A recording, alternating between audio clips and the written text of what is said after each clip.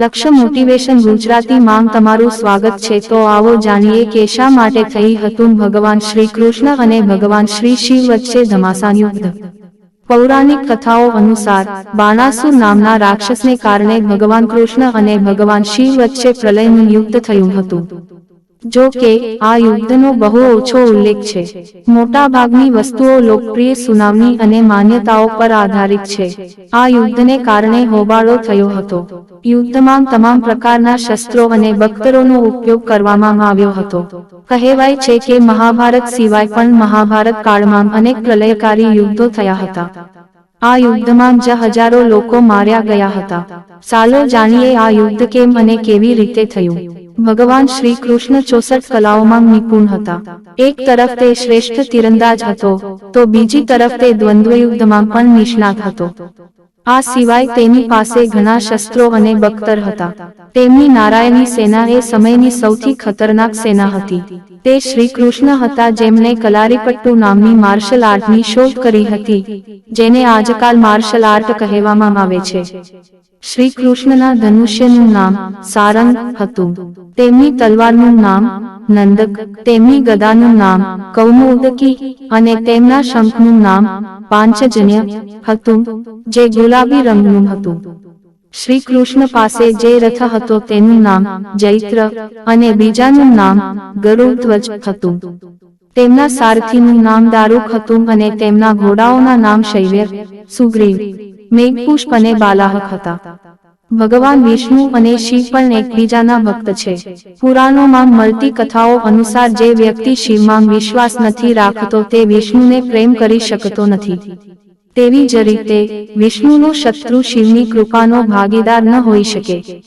પરંતુ એક ઘટના બની જેના કારણે ભગવાન શિવ અને વિષ્ણુના અવતાર શ્રી કૃષ્ણ યુદ્ધમાં સામસામે આવી ગયા અને એક મહાન યુદ્ધ થયું। શિવ અને શ્રી કૃષ્ણ વચ્ચેના યુદ્ધની કથા પુરાણોમાં જોવા મળે છે। રાજા બલિના પુત્ર બાણાસુરે ભગવાન શિવની તપસ્યા કરી અને તેમની પાસેથી 1000 ભુજાઓનું વરદાન મેળવ્યું। બાણાસુરની શક્તિથી ભયભીત થઈને બધા તેની સાથે યુદ્ધ કરતા ડરતા હતા। આ કારણે બાણાસુરને પોતાની શક્તિનો ગર્વ થયો। એક રાત્રે વંસુરની પુત્રી ઉષાએ શ્રીકૃષ્ણના પૌત્ર અનિરુદ્ધને સ્વપ્નમાં જોયો। અનિરુદ્ધને સપનામાં જોઈને ઉષા તેના પર મોહિત થઈ ગઈ। ઉષાએ પોતાની લાગણી તેના મિત્ર સમક્ષ વ્યક્ત કરી। સખીએ પોતાના જાદુઈ જ્ઞાનનો ઉપયોગ કરીને અનિરુદ્ધને તેના પલંગ સહિત મહેલમાંથી ચોરી લીધો અને તેને ઉષાના બેડરૂમમાં લઈ ગયો। જ્યારે અનિરુદ્ધ જાગ્યો ત્યારે તેની નજર ઉષા પર પડી। અનિરુદ્ધ પણ ઉષાની સુંદરતા પર મોહિત થઈ ગયો। જ્યારે બાણાસુરને ખબર પડી કે તેની પુત્રીના શયનખંડમાં એક માણસ છે, ત્યારે તે તેના સૈનિકોને લઈને ઉષાના શયનખંડમાં પહોંચ્યો। બાણાસુરે અનિરુદ્ધને ત્યાં જોયો। બાણાસુરના ગુસ્સાની કોઈ સીમા ન હતી અને તેને અનિરુદ્ધને લડાઈ માટે પડકાર્યો। વંસુર અને અનિરુદ્ધ વચ્ચે યુદ્ધ શરૂ થયું। જ્યારે બાણાસુરના તમામ શસ્ત્રો નિષ્ફળ ગયા ત્યારે તેને અનિરુદ્ધને નાગમાં બાંધીને તેને બંદી બનાવી દીધો। જ્યારે શ્રી કૃષ્ણને આ સમગ્ર ઘટનાની માહિતી મળી તો તેઓ પોતાની સેના સાથે બાણાસુરની રાજધાની પહોંચ્યા। જ્યારે ભગવાન કૃષ્ણને ખબર પડી કે બાણાસુરે અનિરુદ્ધને બંધક બનાવ્યો છે, ત્યારે તેઓ બલરામ, પ્રદ્યુમ્ન, સાત્યકી, ગડા, સાંબા, સરન, ઉપનંદ, ભદ્રા વગેરે સાથે સોનિકપુર પહોંચ્યા। શ્રીકૃષ્ણ અને બાણાસુર વચ્ચે યુદ્ધ શરૂ થયું।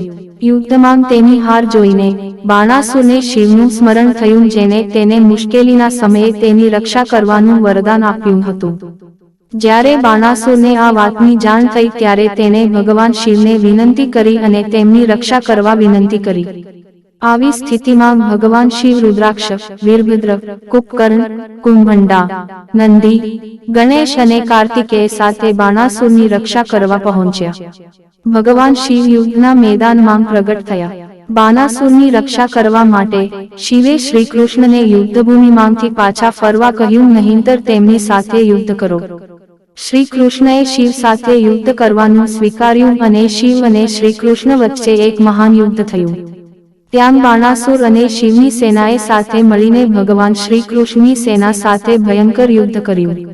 શ્રી કૃષ્ણએ જોયું કે તેઓ શિવ સાથે બાણાસુરને હરાવી શકતા નથી, તેથી તેમણે શિવને કહ્યું કે બાણાસુરને તેમના હાથે પરાજિત કરવો એ નિયમનો નિયમ છે. શ્રી કૃષ્ણ, તમે ત્યાં હોવ ત્યાં સુધી હું આ નિયમનું પાલન કરી શકીશ નહીં. આ વાતો સાંભળીને ભગવાન શિવ યુદ્ધભૂમિમાંથી નીકળી ગયા.